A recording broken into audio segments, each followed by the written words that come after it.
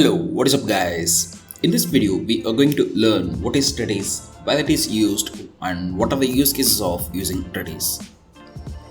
Okay, first I will explain what is Redis. Redis is an in-memory data structure store, which means it saves data in random access memory or RAM instead of saving in disk storage like SSDs or hard disk. Redis also supports wide variety of data structures such as strings, hashes, lists, sets, sorted sets with range queries, bitmaps, hyperlog logs, geospatial indexes with radius queries, and streams. You don't need to memorize this, just listen it. Okay. So, why we want to use Redis?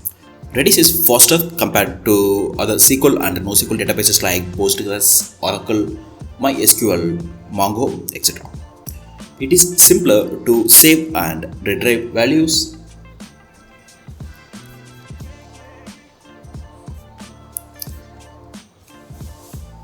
It supports wide range of data types. So, how Redis is saving values?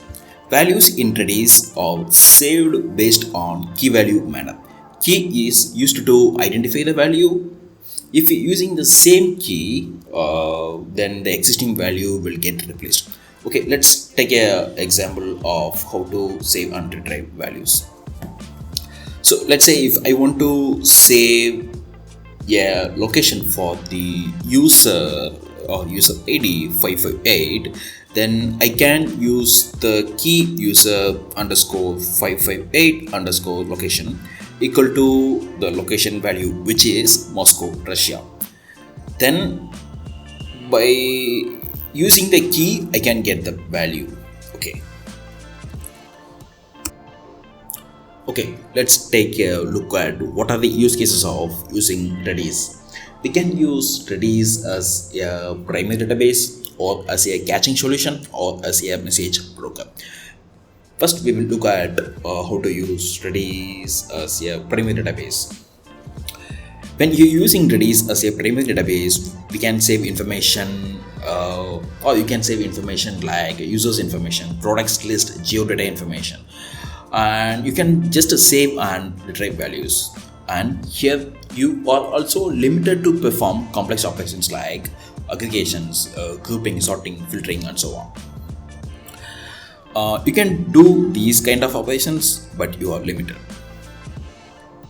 Next, when you using Redis as a caching solution, the general use of using Redis as a caching solution is to save and retrieve information which are frequently needed by users and applications like user token, session information, profile information, location information, and so on. The operation speed is O of n, which means Redis takes constant time for many operations, even if you are working in huge data, even if you are handling huge data. Okay. Next, message broker. So what is message broker? Message broker follows publish and subscribe model, which means you can you can subscribe to a channel and receive data from the channel. I will explain it by taking the use case of YouTube.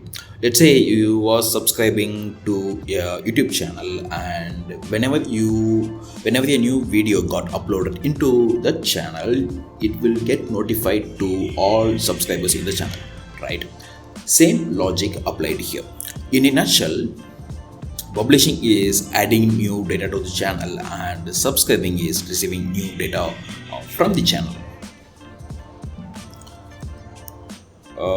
That's it, guys. Here I have attached some additional information about Redis. Storing, I have added 3 points. First one is storing data on Redis is limited to available memory in your system. Let's say if your system is holding 8 GB of RAM, operating system will take some memory, and other applications also will take some memory. Let's say 4 GB of RAM is available for the usage, then you can only save 4 GB of data in Redis. Second point, Redis can handle up to 2 power 38 keys, which is more than 4 billion records. Third point, Redis can process millions of operations per second. Okay, we are at end of this video. If you like this video, thumbs up. If you dislike this video, thumbs down. Hope you guys enjoyed this tutorial. Bye. Peace.